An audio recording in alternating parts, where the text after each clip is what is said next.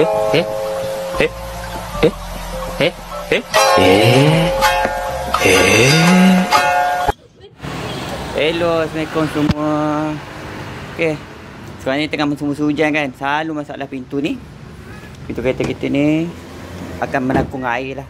Bila berjalan bunyi kocak, kita buka macam ni pun akan ada bunyi kocak air. Okay, jadi ini dia tu yang membantu. Tali gitar. Cari tali gitar yang paling besar. Benda pergi dekat bawah pintu ni. Okay. Sini ada satu point. Sini ada satu point. Sini ada satu point. Pintu depan dengan belakang sama je. Kemudian ada satu lagi sini. Okay. Macam ni. Masukkan tali gitar ni kat sini. Okay. Bersihkan. Okay. Ini senang je. Yang kat sini. Masuk.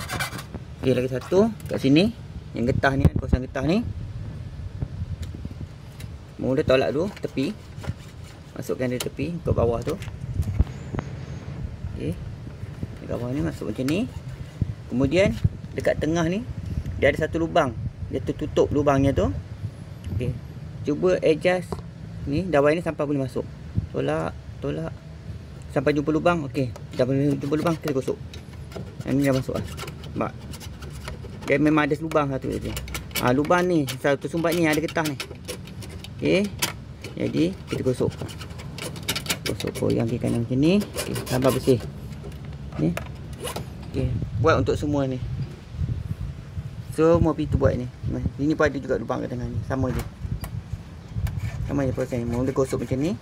Kemudian konarkan dia sampai dia termasukkan lubang kat tengah. Nampak? Boleh masuk. Okey. Semua kereta lebih kurang sama je lah. Mesti ada lubang untuk buang air ni. Air masuk ikut tingkap. Sekian perkongsian saya.